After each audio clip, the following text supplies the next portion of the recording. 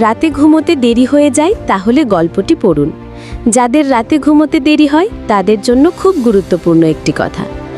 এক ব্যক্তি হজরত ইব্রাহিম ইবনে আদহাম রহমতের সাথে তর্ক করছিল যে বরকত বলতে কিছুই নেই।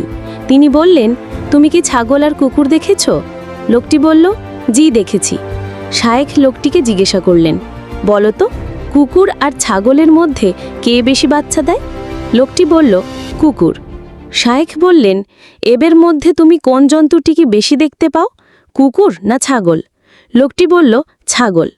শায়েখ ইব্রাহিম ইবনে আদহাম রহমত বললেন, ছাগলকে মানুষ খায়, কোরবানির সময় কত ছাগল কোরবান করা হয়, এরপরও ছাগলের সংখ্যাই বেশি দেখা যায়, কমে না।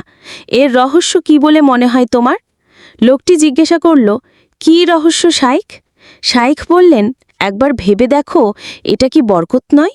লোকটি বলল, তাহলে এর কারণ কি যে ছাগলের মধ্যে বরকত হয় আর কুকুরের মধ্যে বরকত হয় না? শায়েখ বললেন, এর কারণ হলো ছাগল সন্ধে হতেই ঘুমিয়ে যায় আর ভোরে জাগ্রত হয়। এই সময়টাই হয় রহমত ও বরকত বর্ষণের মুহূর্ত, ফলে তার মধ্যে বরকত হয়। আর কুকুর সারা রাত জাগ্রত থাকে, ফজরের আগে ঘুমায়, তাই সে বরকত থেকে বঞ্চিত থাকে। একটু চিন্তার বিষয়, নবীজির সুন্নত হল এশার নামাজ পড়ে ঘুমিয়ে যাওয়া, শেষ রাতে জাগ্রত হয়ে তাহাজ্জুদ পড়া। কেননা আল্লাহর রাতের শেষ তৃতীয়াংশে প্রথম আসমানে নেমে এসে বান্দাদেরকে দোয়া করার জন্য, ক্ষমা চাওয়ার জন্য ডাকতে থাকেন।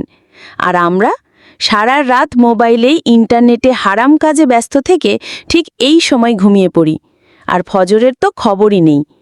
আমাদের মধ্যে এমন অনেকেই আছেন